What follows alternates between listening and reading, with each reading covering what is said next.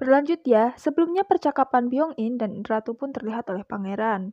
Di sisi lain, istana, Ibu Suri Agung yang menduduki singgasana karena untuk mengisi urusan politik selagi raja belum kembali. Tiba-tiba Ibu Suri Agung mengatakan bahwa adiknya Kim Sok-hun akan kembali ke jabatannya. Tentu saja Ibu Suri menetapkan klan Kim sebagai pemegang peran penting dalam istana. Di lain sisi, Ratu yang sedang menulis kemudian ia merasakan gerakan anaknya. Ia pun sangat senang dan ia heran kenapa baru beberapa bulan tetapi janinnya sudah bisa menendang.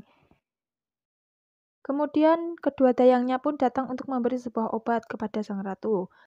Ratu pun lalu terbaring untuk tertidur. Ternyata ia merasa gelisah saat ia akan tidur. Scene pun berganti pagi hari, di mana ratu bersama ketiga selirnya terlihat ratu yang sedang menyulam syal yang bertuliskan huruf CJ yang artinya Chuljong.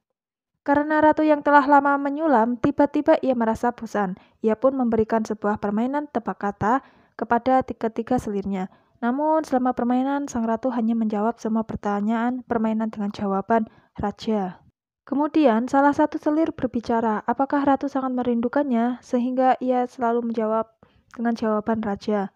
Tetapi ratu menjawab tidak, ia pun kembali meminta jarum dan benang untuk menyulam kembali. Tiba-tiba saat ratu akan menyulam, ternyata jarum yang ia kenakan putus dan mengenai jarinya. Lalu ia pun mengeluarkan kesedihan, kemudian Soyong pun menangis dan semuanya di samping ratu pun ikut bersedih. Di mana terlihat Byong-in yang sedang meminta waktu untuk menemukan jenazah sang raja.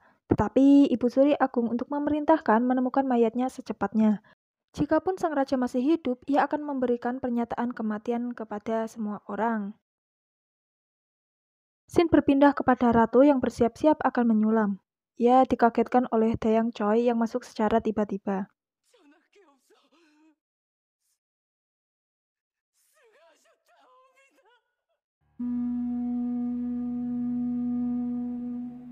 Kemudian suara trompet pun terdengar yang menandakan adalah kabar duka. Di lain sisi, Byong-in dan Ibu Suri Agung berencana akan menobatkan raja yang baru. Khawatir jika raja yang masih hidup dan akan kembali, tetapi Byong-in berencana akan menutup gerbangnya sampai hari penobatan, yaitu 5 hari ke depan. Berpindah di kediaman ratu, terlihat sedih atas kabar duka tersebut. Kemudian ia membanting buku hariannya. Tanpa sengaja buku itu pun terbuka. Ternyata ada catatan raja untuk calon anaknya kelak. Tentang jangan mempersulit ibunya saat ia berada dalam kandungan. Seketika Soyong pun menangis dengan histeris. Diperlihatkan Pangeran Yongpyong yang berjalan ke taman Ratu Soyong, di mana ratu yang sedang memakai baju duka, ia